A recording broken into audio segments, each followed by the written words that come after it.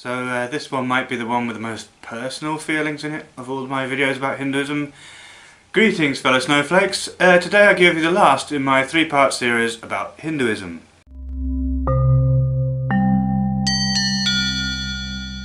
So we covered the early Vedic period and the Upanishads, then we covered Vishnu and his various avatars.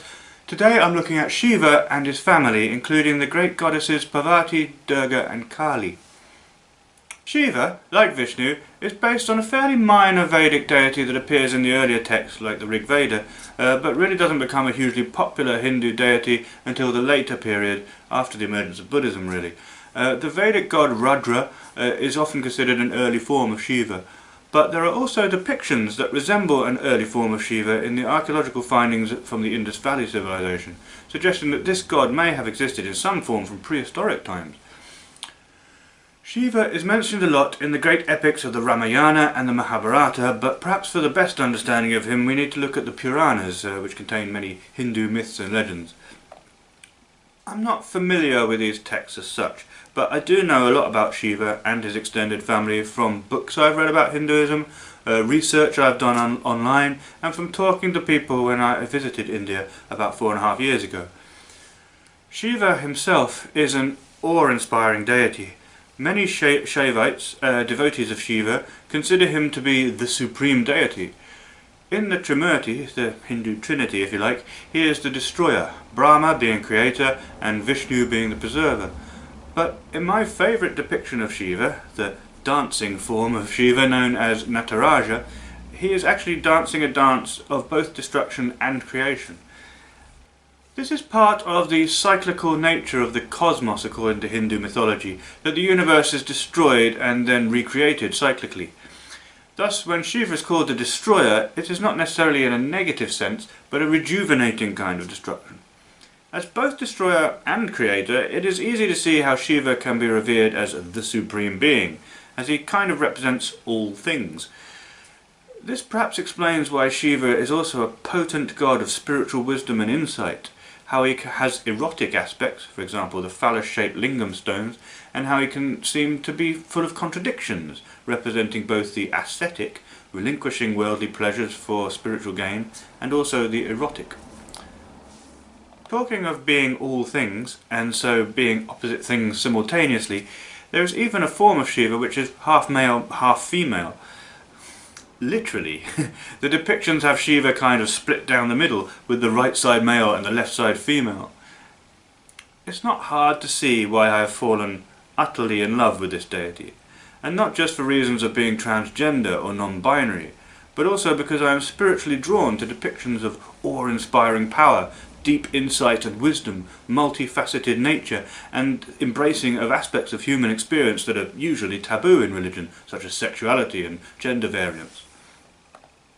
Shiva's wife is usually said to be Parvati, and his children are Ganesha and Skandi.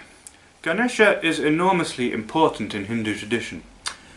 Most Westerners only know that Ganesha is the elephant-headed god and might even see this as somewhat ridiculous.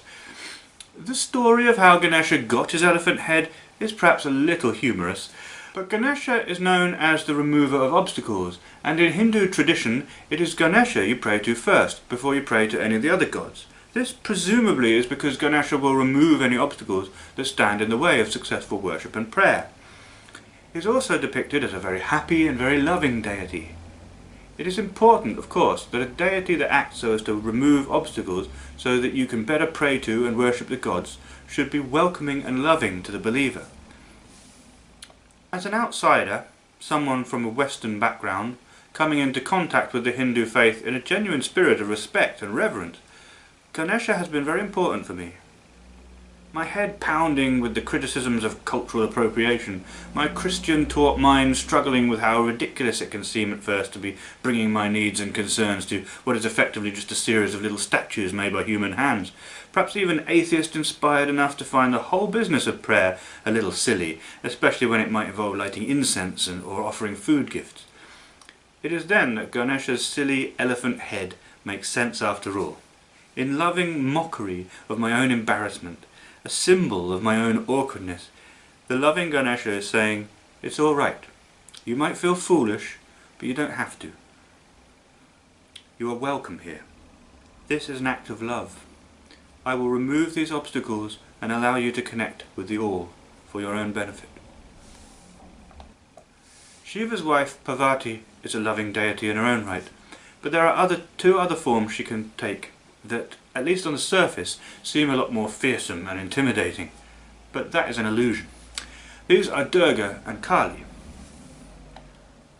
Durga is a strong warrior goddess form that Parvati transformed into in order to defeat and conquer demons. She rides on the back of a tiger, sometimes a lion, and wields many weapons.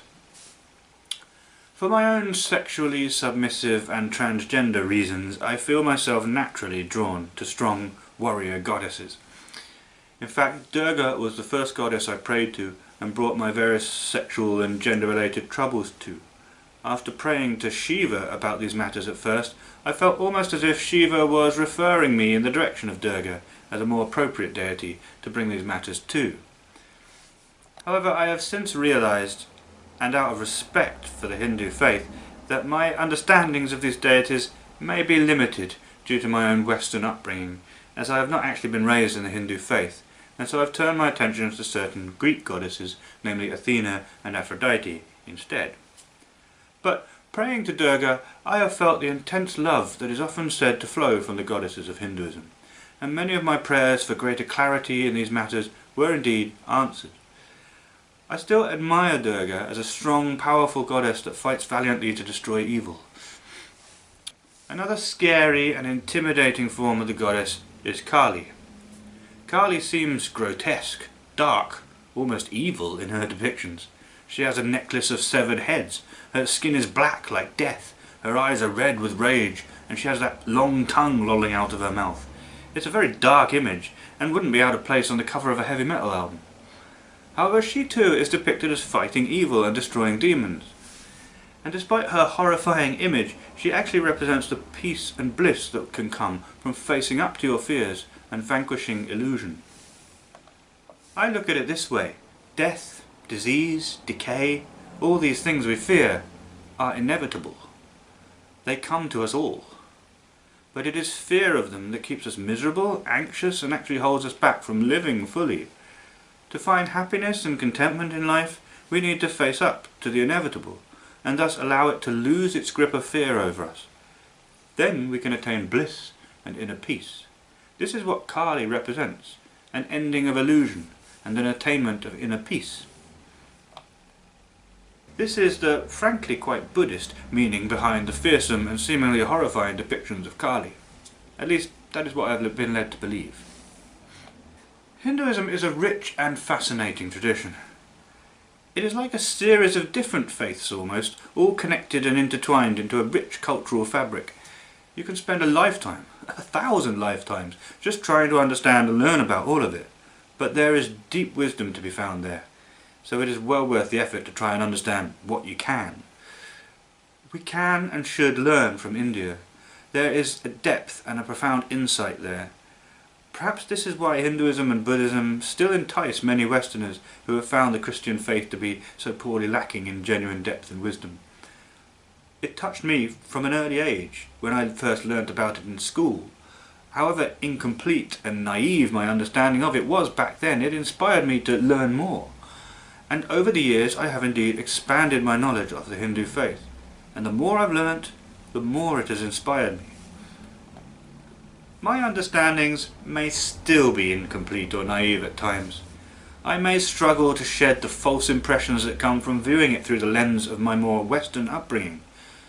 Maybe for those reasons the criticism of cultural appropriations is not entirely inaccurate. But I have always approached the faith in a spirit of wonder and reverence, of genuine devotion and awe. I have always tried my best to learn more. I return to the pagan past that has influenced my own culture, the gods of the Greeks, the Norse, the Celts, as more appropriate places to channel my spiritual needs. But spiritual truth is spiritual truth, and it would be folly to reject the profound insights I have gained from flirting with Hinduism, Buddhism and Taoism. If I take this and that from here and there, and mix it up with the other elements of my own spiritual eclecticism and growth, then perhaps that's only inevitable. I am always willing to point other spiritual seekers in the direction of India itself and the religions that came from that region if they wish to understand more of the things I speak of. Like I said, we can all learn a great deal from India and from the Hindu tradition. Thanks for watching. We're all different, we're all special. Snowflakes unite.